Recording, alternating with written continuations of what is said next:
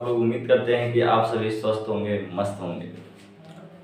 तो पिछले लेक्चर पे हम लोगों ने पढ़ा था कि क्रिटिकल एंगल क्या होता है। आज आगे बढ़ेंगे और जानेंगे कि TIR, जिसको हम लोग बोलते हैं TIR, टोटल इंटरनल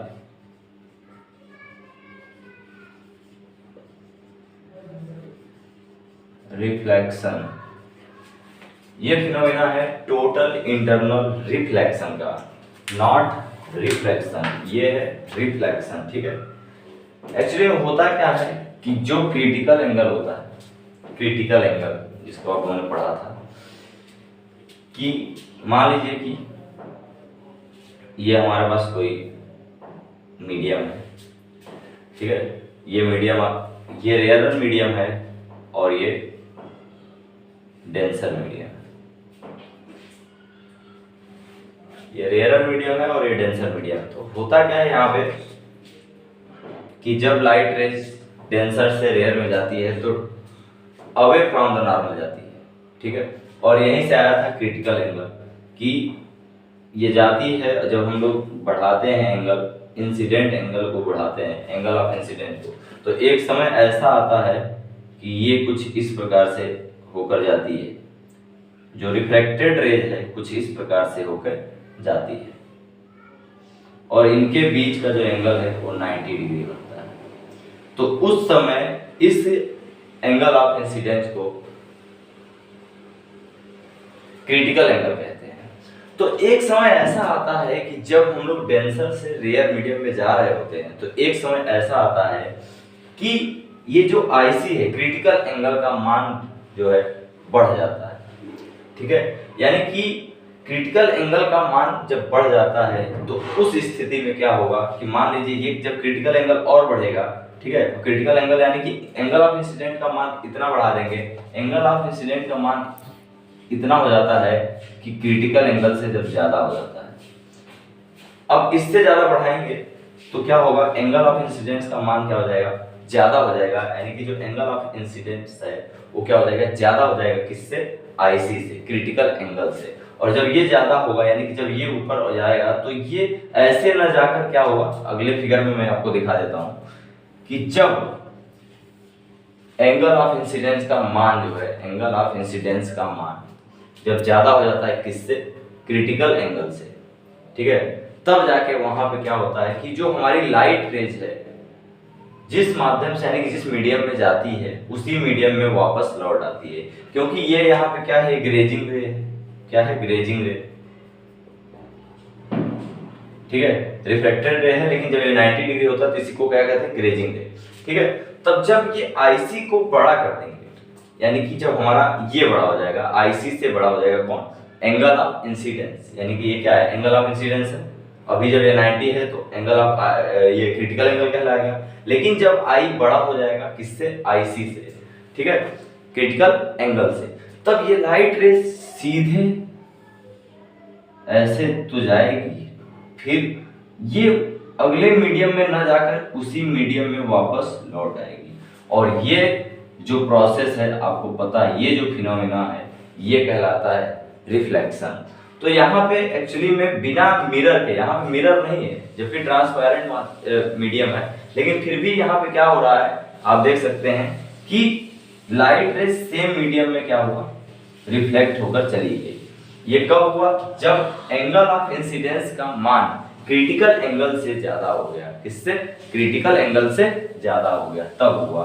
ठीक है, इसी फिनोमेना को कहते हैं टोटल इंटरनल रिफ्लेक्शन। क्योंकि यहाँ पे अब रिफ्लेक्शन नहीं हो रहा है यार बच्चों, अब यहाँ पे रिफ्लेक्शन नहीं हो रहा है, अब यहाँ पे क्या हो रहा है, रिफ्लेक्शन हो रहा है। तो ये हो जाएगा अगर एंगल I, क्योंकि नॉर्मल है, नॉर्मल से अगर ये I है तो ये R होगा। अब यहाँ पे रिफ्लेक्शन वाले सारे रूल अप्लाई हो सकते हैं। ठीक है, जितने भी रिफ्लेक्शन के, यानी कि 2 रूल हम लोग पढ़े थे रिफ्लेक्शन के, अब यहाँ पे रिफ्लेक्शन का वैलिड है। यानी हम लोग बोल सकते हैं कि I किसके बराबर है, R के। I किसके बराबर होगा? हमेशा R के। ठीक है, लेकिन प्यारे बच्चों यहाँ ये जानना जरूरी है कि टोटल इंटरनल रिफ्लेक्शन तभी होगा जब हमारा angle of incidence critical angle से ज्यादा हो जाएगा। सपोज दैट मान लीजिए कि हमारा कोई मीडियम है, मान लीजिए हमारा कोई मीडियम है, इसको मैं मिटा दूं पहले। सपोज दैट ये मीडियम ग्लास है, ठीक है, और ग्लास का क्रिटिकल एंगल जो होता है, ग्लास यानी कांच का क्रिटिकल एंगल 42 डिग्री होता है। ये क्रिटिकल एंगल ग्लास का होता है, ठीक है। तो ये ग्लास का क्रिटिकल एंगल होता है 42 डिग्री। अब ये मान लीजिए पहले हमारी लाइट रे जो है इंसिडेंट एंगल ऑफ इंसिडेंस जो है, मान लीजिए ये जो है ये 40 डिग्री, मान लीजिए कि एंगल ऑफ इंसिडेंस कितना है, इससे कम है, 40 है। तो क्या ये रेज जो है रिफ्लेक्शन शो करेगी? नहीं शो करेगी। क्यों? क्योंकि इसका मान क्रिटिकल एंगल से ज्यादा होना चाहिए। क्रिटिकल एंगल का मान है 42 डिग्री, ठीक है। तो ये जो एंगल ऑफ इंसिडेंस है इसका मान क्रिटिकल एंगल से ज्यादा होगा तभी रिफ्लेक्शन होगा, नहीं तो रिफ्लेक्शन ही होगा। यहाँ पे फिर क्या होगा, लाइट रे जैसे जाना चाहिए था, लाइट रे जैसे जाना चाहिए, कैसे जाएगी? ऐसे हो जाएगी, ठीक है। यहाँ पे रिफ्लेक्शन होगा। क्यों? क्योंकि यहाँ पे एंगल ऑफ क्रिटिकल एंगल से जो है ये वाला मान क्या है, कम है।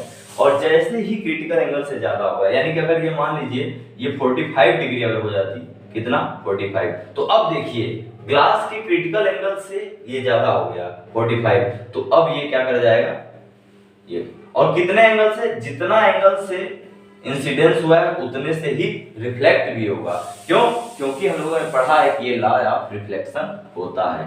तो ये देखिए 45 से ही रिफ्लेक्ट हो गई। इसी प्रोसेस को कहते हैं TIR, ठीक है, इसी प्रोसेस को कहते हैं TIR।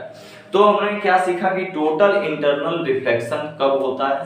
टोटल इंटरनल रिफ्लेक्शन तब होता है जब हमारा एंगल ऑफ इंसिडेंस का मान जो है एक क्रिटिकल एंगल से, जिस भी मीडियम की अगर बात करें उसकी मीडियम से जो है क्रिटिकल एंगल से जब ज्यादा हो जाता है तभी वहां पे TIR होगा, ठीक है। अब आप जो है अगर डेली लाइफ रिलेटेड प्रॉब्लम्स की बात करें तो आप लोगों ने जो है गर्मियों के महीने में जो है सड़कों पे जब आप चल रहे होते हैं तो आप थोड़ा सा दूर जब देखते हैं तो आपको वहां पे कुछ दूरी पे जो है सड़क पे आपको जैसे लगता होगा कि वहां आगे पानी है, ठीक है, लेकिन एक्चुअली में वो पानी नहीं होता। जब आप आगे जाते हैं तो वो गायब हो जाता है। एक प्रकार का ये इल्यूजन होता है, ठीक है, लगता है कि पानी है लेकिन पानी होता नहीं है, ठीक है। वो क्यों होता है?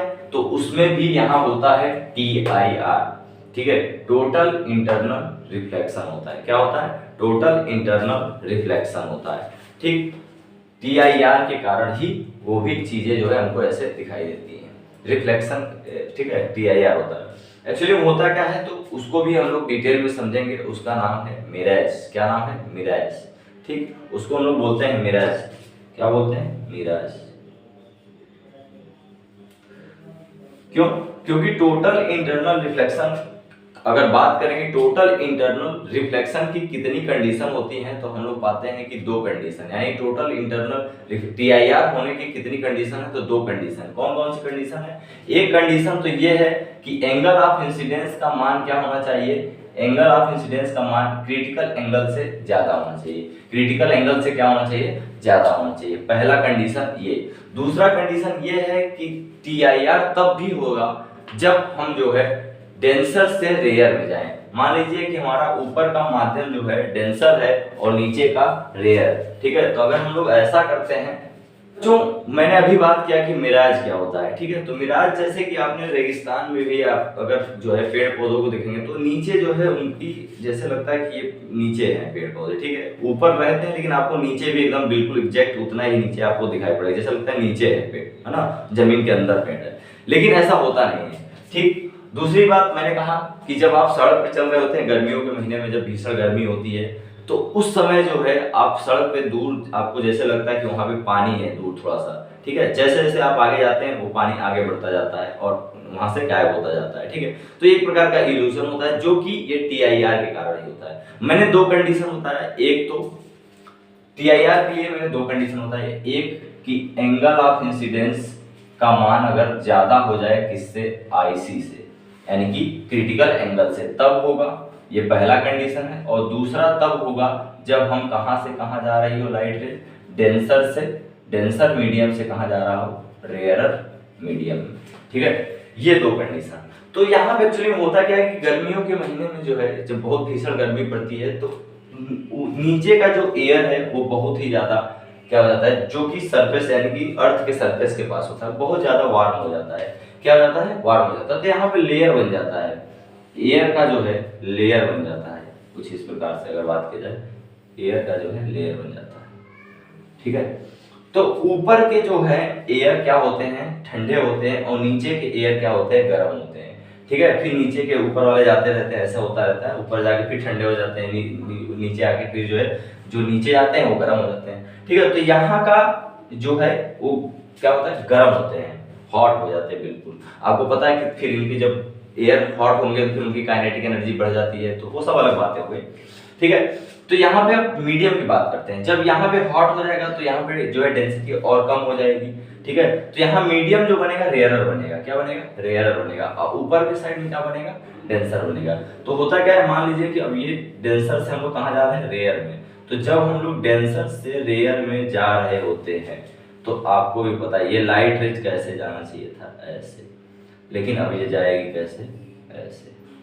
ठीक है, क्यों? क्योंकि नॉर्मल से दूर कहां से हम लोग जा रहे हैं? डेंसर से रेयरर में जा रहे हैं। ठीक है, डेंसर से रेयरर में, तो नॉर्मल से दूर जाएगा। अब यहाँ पे फिर हम लोग नॉर्मल ड्रॉ करेंगे। अब यहाँ पे लाइट रेज को जाना चाहिए था ऐसे। ठीक है, लेकिन अब ये जाएगा कैसे? ऐसे। ठीक है, ऐसे ऐसे करते करते करते करते करते, ठीक है, यानी कि ये। ठीक, अब इसको जाना चाहिए था कैसे? ऐसे। ठीक है, तो ये जाता है कैसे? थोड़ा सा और आगे अगर इसको बढ़ाया जाए तो ये जाता है। ठीक, ऐसे करते करते जो है ये हम लोग के मतलब कि ये थोड़ा सा दूर ऐसे दिखाई पड़ता है। जो इमेज है हम लोग जब देखते हैं तो हमको थोड़ा दूर दिखाई पड़ता है, और वही चीज क्या होता है कि थोड़ा सा अलग दिखेगा। ठीक है, वाटर के तरीके दिखता है बिकॉज ऑफ रिफ्रैक्शन, और ये होता है यहाँ पे TIR। ठीक है, तो ये मिराज का फॉर्मेशन होता है इस तरह। कब होता है? कि जब हम क्या होता है कि लाइट रे डेंसर से कहाँ जाती है? रेयर में। ठीक है, जब डेंसर से रेयर